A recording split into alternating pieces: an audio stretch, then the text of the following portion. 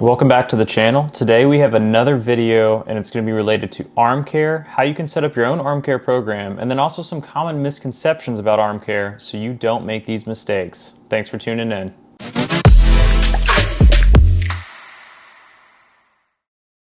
What is up, you guys? My name is Trey Martin. I'm a baseball physical therapist for baseball players from Little League all the way to the major leagues, and I have to say I've been slacking on my YouTube game lately. I've not been posting as much, just been busy, doing other stuff, setting up things, trying to help some people stay healthy. But I wanted to come back on here today and talk about how you can develop your own arm care routine, and also I want to just tackle some of the big misconceptions. So let's start with that actually. One of the biggest misconceptions that I see with arm care is people think that just doing some bands, some J bands at the field before they warm up, that's enough. And that's probably true if you're maybe say 8, 9, 10, 11 years old. If you're a really young thrower, that's a really great starting spot. But as you get older and the velocity starts getting higher, the forces on your elbow and shoulder are getting more and more, you are going to need to implement a more rigorous arm care routine. So again, bands, great starting spot. You want to use it as a warm-up. I think that's totally fine, but it's not going to be enough as far as developing the ability to withstand the forces of throwing. Let's first define what arm care is, because I think a lot of people think that arm care is just this like light, delicate, you're doing some eyes, Ys, and Ts on the band, or maybe you're doing some static stretching. They think, that's arm care.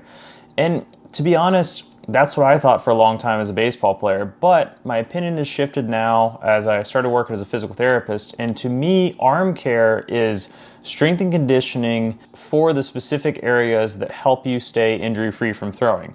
So we break that down a little bit further. That means it's developing an exercise-based program that is really going to address these areas quite thoroughly and with quite a bit of force and effort. So rotator cuff, right?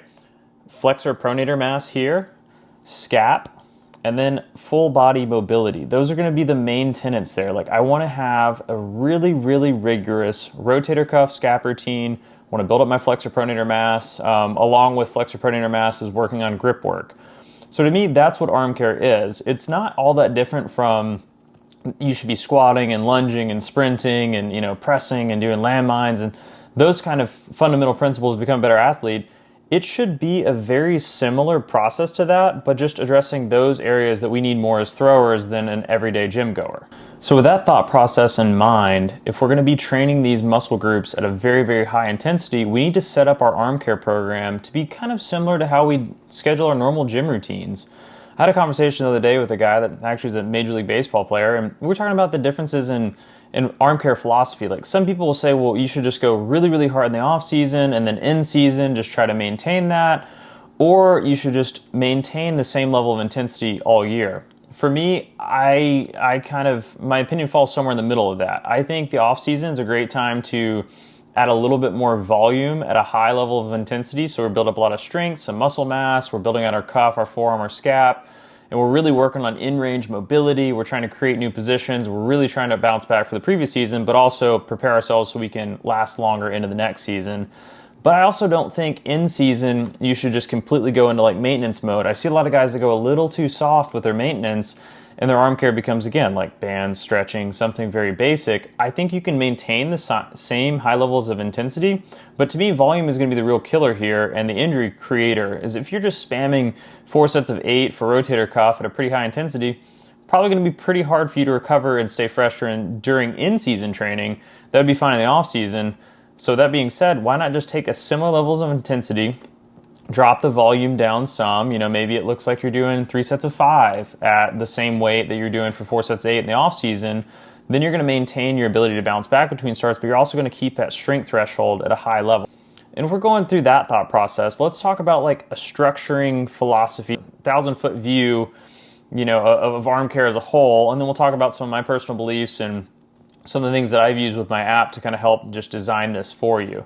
So again, if we're looking at off-season as being the time that we really want to build up gains, in-season being more of a maintenance in general, but again, my preference, keep intensity high, just don't fatigue yourself.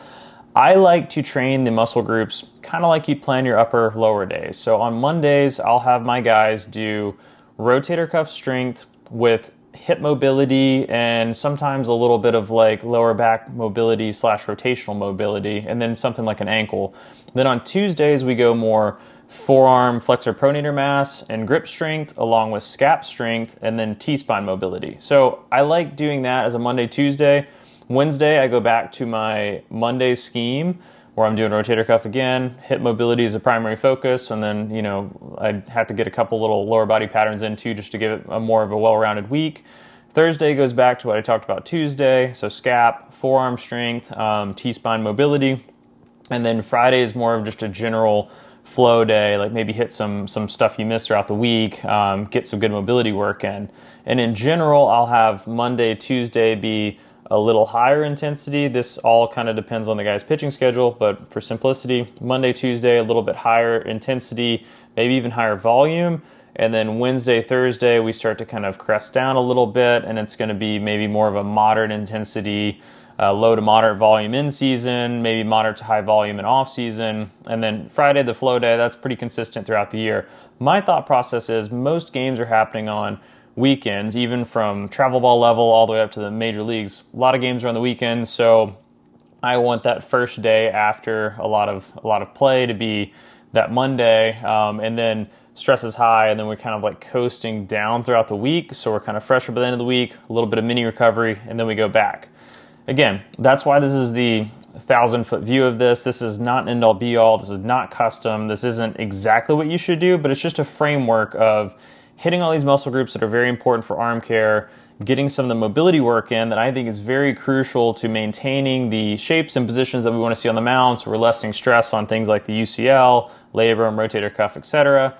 And again, just a general overview of what I use with a lot of my baseball players. All right, so I really want to circle back to the intensity piece because I feel like that is the crucial part of all of this. Like I said earlier, I think your arm care days should be about as intense as your squat days, your upper days, your full body routines. Like it should feel like when you're doing, say, a cable tee for your scap, that should be done at the same intensity that you're doing, say, a Bulgarian split squat.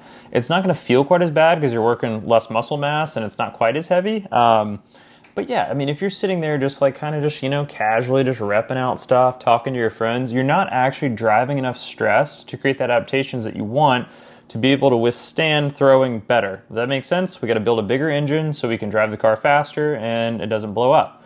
So yeah, it should look pretty hard when you're doing rotator cuff or scap or forearm. Like you should actually be putting in quite a high level of intensity so then you can build up those muscle groups so they can withstand more stress and keep you safer throughout the season.